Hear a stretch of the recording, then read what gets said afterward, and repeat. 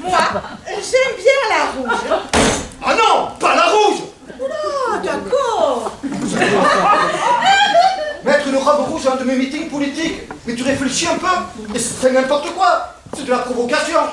Tu meurs d'envie de faire fuir mes électeurs. C'est ça? Non mais dis-le franchement, c'est ça que tu veux? Mais pas du tout.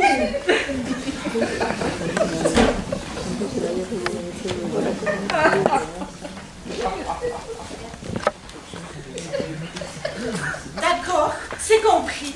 Je mets la verte. La verte! La verte! Et pourquoi pas un t-shirt arc-en-ciel aux couleurs du Greenpeace tant que tu y es? Tu veux me faire passer pour un bouffeur de cornflakes sans OGM ou quoi? Mais pas du tout. Ne te mets pas dans des états pareils. Tu vas finir par être plus rouge que ma robe. Mais mets ton petit ensemble gris. Tu n'as pas peur que ça fasse un peu... Ce sera parfait. Allez, file. Quitte. Les choses ne vont pas rester là. Vous pouvez me croire. S'il y a bien une chose qui ne doit pas rester, c'est bien votre foutu cabanon. Oh, monsieur Charlier, c'est gentil de passer nous dire bonjour. Quel bon vent vous amène. Un sale vin, assez fort pour souffler mon abri de jardin. Ça alors, il y a une tempête dans la vallée et tu... Un navire de tempête tout au plus. Un navire recommandé avec accusé de réception, oui. Mais de quoi parlez-vous? Rien d'intéressant pour toi, mon cœur. Votre mari veut faire raser mon abri de jardin. Oh, mais avancez, je vous en prie, il est juste là. Ils s'entassent au seuil de notre porte, ils nous appellent, et certains font la sourde oreille. Enchanté, monsieur Pourel. Et certains n'ont pas honte de faire la sourde oreille. Monsieur Pourel. C'est encore mieux comme ça. Ne les entendez-vous pas? Monsieur Pourel. C'est une conspiration. Le monde... Mais quoi? Eh si, c'est ce que tu penses de moi, que je fais une excellente potiche. Mais non. Mon pauvre Marc, tu n'es vraiment qu'un muscle. Mais calme-toi. Ça l'est trop. C'est la goutte d'eau qui fait déborder le vase. Pas le vase, Lucie. La potiche. Décidément, nous n'avons plus grand-chose à nous dire. Je me faisais du mauvais sang pour toi car je pensais qu'il y avait encore quelque chose entre nous. Vous pensiez tout de même pas bénéficier des conseils d'une attachée en communication gratuitement aussi. Je ne vous ai rien demandé, moi. Hein. Non, mais je suis désolée, vous avez décidé de vous présenter en évinçant Madame Théier et vous avez accepté mon concours et en avez fait la demande express au bureau par ce courrier, monsieur Pourel. Ah ben bravo. Jolie méthode, ça commence bien. Enfin bon, faisons des comptes ronds, voulez-vous, nous disons donc. Alors, 400 € pour les jours ordinaires, 800 € à l'occasion de manifestations publiques, séminaires, conférences. Mademoiselle, Monsieur. Entre la grange. je n'ai pas mangé de chasse, moi. Ah non, absolument pas, je prenais congé de monsieur Pourel. Au plaisir, messieurs. Au plaisir. Dis donc, c'est qui ce joli petit bout? Où en est-on de l'électorat muet? Alors, tiens, j'ai confirmation du directeur de la maison de retraite des Charmilles et il nous assure 75 votes de grabataire.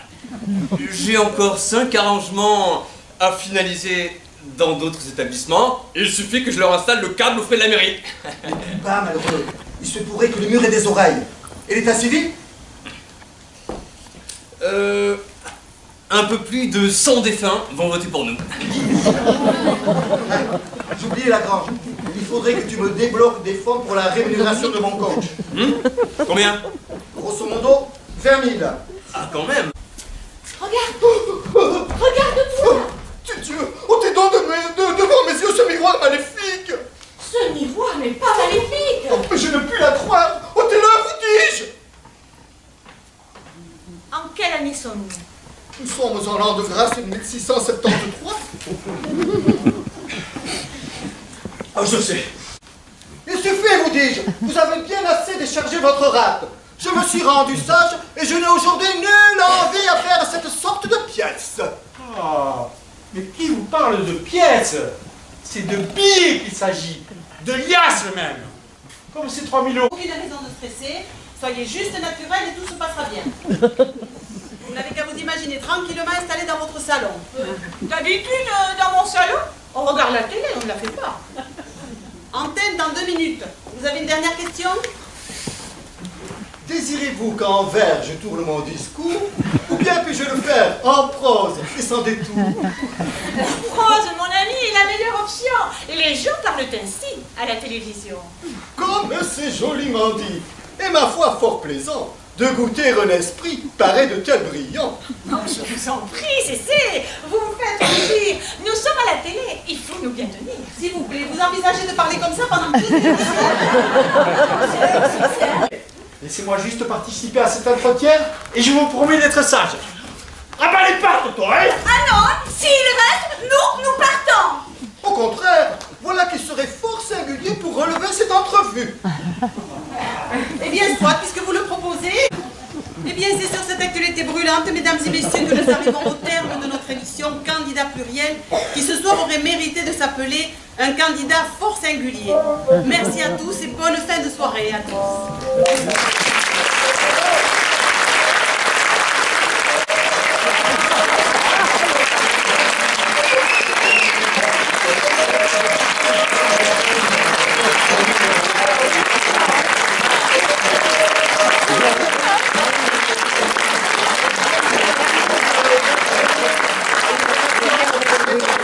Didier Dessolin, l'homme de l'ombre là-haut. Voilà.